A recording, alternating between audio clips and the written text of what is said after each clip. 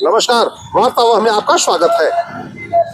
आज शहर में एक महत्वपूर्ण घटना हुआ। दवा बेचने वाले हड़ताल पर चले गए और उनका मुख्य मांग है कि ऑनलाइन दवा व्यापार बंद हो। जो सरकार ने ऑनलाइन दवा का कार्य करने के लिए लाइसेंस दे रखा है, यह पहली बार नहीं है जब किसी व्यापार को ऑनलाइन किया जा रहा है, और न ये आखिरी सरकार का आदेश है कि व्यापार ऑनलाइन हो रहा है। इससे पहले भी कई व्यापारें ऑनलाइन हुई, मगर जब जब कोई व्यापार ऑनलाइन हुआ या उसका ऑनलाइन कारोबार की सरकार द्वारा अनुमति दी गई, तो उस खास वर्ग, उस खास दुकानदारों ने सिर्फ विरोध किया और परिणाम शून्य निकला।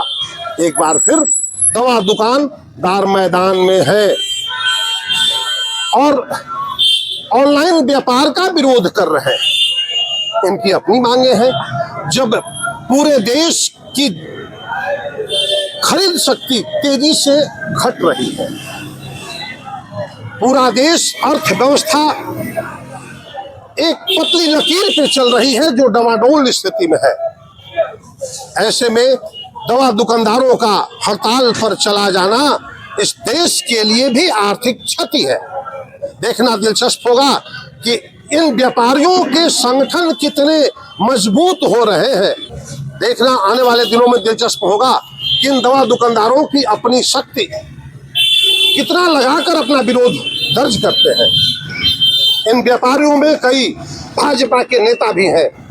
व्यापारी वर्ग है और व्यापारी समाज अक्सर भाजपा के वोट बैंकर में गिने जाते हैं, तो निश्चित रूप से इनके बीच भी कई भाजपा के योद्धा हैं जो भाजपा के लिए काम करते हैं। उनसे डर है कहीं ये दवा दुकानदारों का हड़ताल भीतरघात करके कमजोर न कर दे। मिलते हैं यहाँ के लोगों से, दवा दुकानदारों से जो आज हड़ताल पर बैठे हैं, उनकी क्या प्रमुख मांगे हैं। जिला अध्यक्ष तो नहीं है, एसोसिएशन के सचिव हैं हमारे राजेश्वर जी, नाम है ना, राजेश्वर सिंह जी हैं जो सचिव हैं। आज आप लोग हड़ताल पर किस लिए गए हैं? हम लोग का ऑनलाइन जो व्यवसाय हो रहा है उसके खिलाफ में हम लोग गए हैं कि ऑनलाइन बंद किया जाए।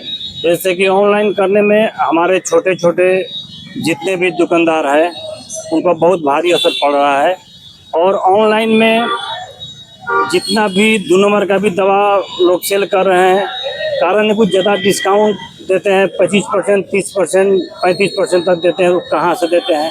हम लोग के जो दवा है उसमें 16 से 20 या 22% से बेसी डिस्काउंट नहीं आता है। इसीलिए हम लोग खिलाफत में हैं कि नहीं, इसका विरोध कर रहे हैं हम लोग कि नहीं, बंद होना चाहिए।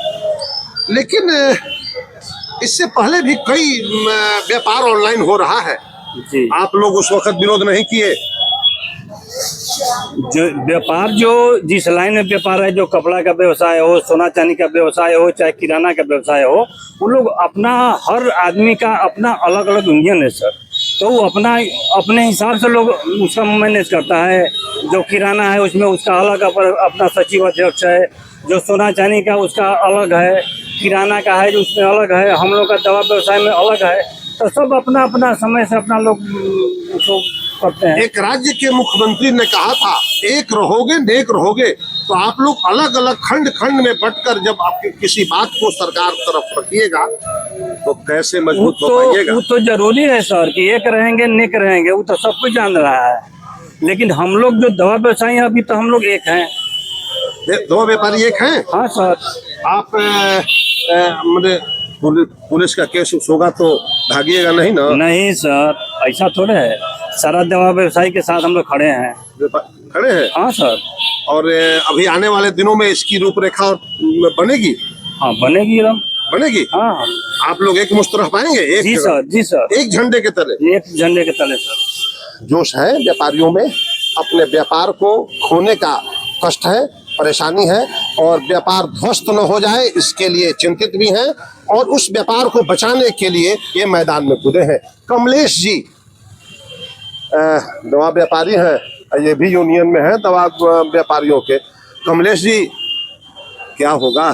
सबसे पहले तो बहुत बहुत धन्यवाद आपका कि आप हमारे जो दवा एसोसिएशन की तरफ से बंदी का आज 20 तारीख को आयोजित की गई है। आप हम लोग का कवरेज कर रहे हैं, इसके लिए बहुत क्या करेंगे दवा दुकानदार? ठीक है। दवा दुकानदार हम लोग ई फार्मेसी और ऑनलाइन जो दवाएं की बिक्री हो रही है, आपको याद होगा कि कोविड-19 में GSR 220E एक नोटिफिकेशन जारी हुई थी भारत सरकार की तरफ से। उसमें होम डिलीवरी दवाएं और घर घर तक पहुंचाने का वो नोटिफिकेशन था ऑनलाइन के माध्यम से। वो एक टाइमिंग होता है, जो इस तरह का मतलब कि जो भी नोटिफिकेशन होता है वो टाइमिंग होता है, लेकिन अभी उसको कंटिन्यू कर दिया गया है। इससे क्या हो रहा है कि हमारे बहुत सारे जो करीब 12 लाख दुकानें हैं पूरे भारतवर्ष में, और बहुत छोटे छोटे दुकानदार उससे प्रभावित हो रहे हैं। और ये हमारे यहाँ केमिस्ट जितने भी दुकानदार हैं, सबके यहाँ फार्मासिस्ट होते हैं, जो दवा की गुणवत्ता क्या है प्रिस्क्रिप्शन के माध्यम से हम लोग दवाओं की बिक्री करते हैं। और ऑनलाइन दवाओं से उसका कोई पैमाना नहीं है। उससे क्या होता है, बहुत सारी इन्फिल्ट्रेशन होता है, गलत दवाएं भी हमारे मरीजों तक पहुंच रही है। हम मरीजों के हित के लिए आज खड़े हैं और अपने छोटे छोटे केमिस्टों के भविष्य को देखते हुए आज ये बंदी का आयोजन किया गया। अगर सरकार ने आज की इस बंदी पर कोई कार्रवाई नहीं की तो ये हमारा all India druggist and chemist and druggist association निर्णय ले सकता है भविष्य में कि हम इसे अनवरत आगे भी जारी कर सकते हैं।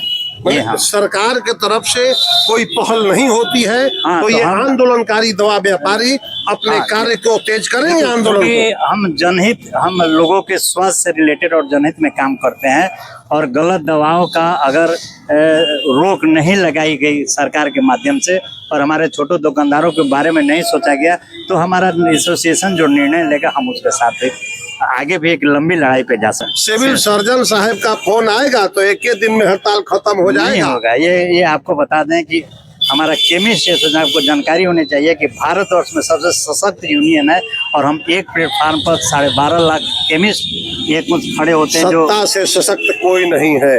सत्ता से सशक्त हर चीज का परिवर्तन होता है। सशक्त को भी मोल्ड करना एक संगठन का बहुत बड़ा दायित्व होता है, और हमारी और आपकी, आप एक चैनल के माध्यम से और हम एक यूनियन के माध्यम से भागीदारी दोनों की रहेगी तो सभी चीजें मानी जा सकती है जनहित में। ये हमारा अपना सुझाव और मानना। वैसे तो शिक्षा, स्वास्थ्य और सुरक्षा, यह 3 महत्वपूर्ण विषय राष्ट्र का है, सत्ता का है, और सत्ता का देना कर्तव्य है, शिक्षा देना कर्तव्य है जनता को, स्वास्थ्य जनता को देना सरकार का कर्तव्य है, और सुरक्षा भी कर्तव्य है। लेकिन जब जब सरकारें कमजोर पड़ती हैं, हमारी व्यवस्थाएं कहीं ना कहीं कमजोर पड़ती हैं, तो हमारे समाज में कोई ना कोई उठता है और उसे अपने हाथों पर लेकर उस व्यवस्था को मजबूत करता है। ये केमिस्ट, ये दवा बेचने वाले भी हमारी स्वास्थ्य व्यवस्था को मजबूत करने में एक अहम भूमिका निभाते हैं। जहां सरकारें कमजोर पड़ती हैं वहां से इनका कार्य प्रारंभ होता है। ऐसे में निश्चित रूप से सरकार को इनकी मांगों पर ध्यान देना होगा, इनकी आर्थिक स्थिति, इनकी व्यवस्थाओं पर ध्यान देना होगा, इनकी सुरक्षा पर ध्यान देना होगा। ये रात बिरात भी आके दुकान खोलते हैं, यह देर रात तक भी अपने दुकानों को मरीजों की आवश्यकताओं के अनुसार खोलनी इनकी मजबूरी हो जाती है, और सरकार के दिशा निर्देशों का हमेशा पालन भी करते रहते हैं। ऐसे में यह देखना दिलचस्प होगा कि आने वाले दिनों में इन दवा विक्रेताओं का आंदोलन किस करवट लेता है और सरकार इनके साथ किस तरह से पेश आती है। मैं बुटस वार्तावह के लिए।